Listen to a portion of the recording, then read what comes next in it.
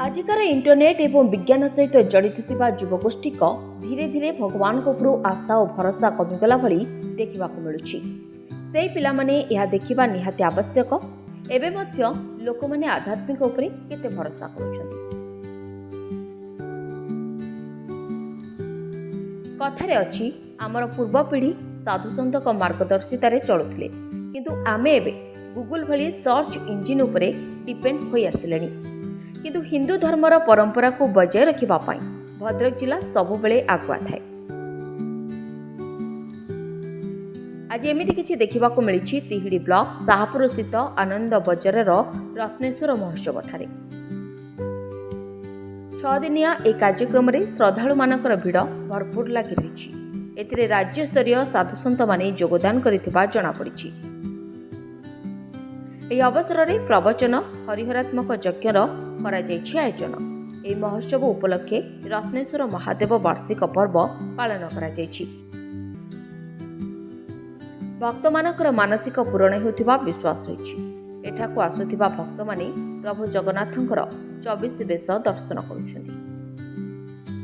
विश्वास महाप्रभु अच्छी आम अंचलवासींकर तेणु प्रत्येक वर्ष नानादि आध्यात्मिक कार्यक्रम कराए विभिन्न प्रकार यज्ञ कार्य समापन होता पूर्व ए वर्ष हरिहर महायज्ञ हूँ हरिहरात्मक महायज्ञ जे कि जगन्नाथ 24 बेश सहित आम शिवशंकर पूजा जे कि जड़े भक्त पूरी जा जगन्नाथ बेश दर्शन कर पारे तेणु से माने सुरुखुर देखिपर जगन्नाथ बेश तेणु से 24 बेश एठार प्रदर्शित होती एवं हरिहर महायज्ञ 4 तारीख आरंभ हो 10 तारीख आसता काली पूर्णाहुति हम। प्रत्येक दिन हजार हजार लोक मैंने ये गुंडीभूत हुंती एवं ठाकुर आशीर्वाद